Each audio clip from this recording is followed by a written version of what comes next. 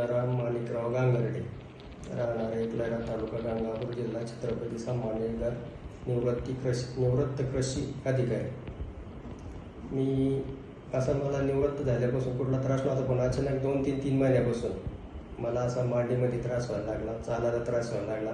बसताना जरी नसला पण चालायला लागलो का मला एक 10 मिनिटं चाललं की लगेच मला अशी कमरात कळ लागायची आणि त्रास व्हायचा मांड्यामधून आणि असं बसावं वाटायचं।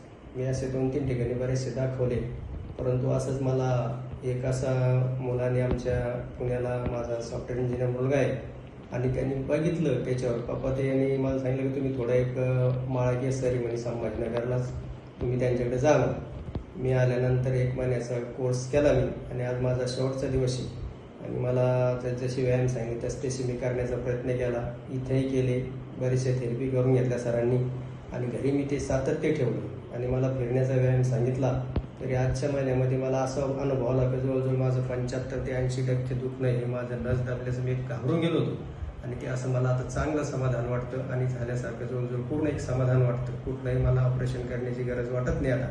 आणि मी एका डॉक्टरकडे गेलो, त्यांनी मला नस दाबल्याचं सांगितलं आणि तुम्हाला ऑपरेशन करावं लागेल ते सांगितलं। त्याच्यामुळे मी ऑपरेशनच्या नादी लागता मुलांनी हा सल्ला दिला, आणि मला असे आहे मी माळगे सरांकडे आलो, आणि मला असं एक समाधान वाटायला लागलं आज की बुवा आपण इकडं आलो, बरं झालो, आणि खर्चाचंही बचत झाली, आणि एक नैसर्गिक मला एक आराम मिळाला, आणि नैसर्गिक देणगीतून मला असं वाटतं की आता आपण पूर्ववत झाल्यासारखं वाटतं।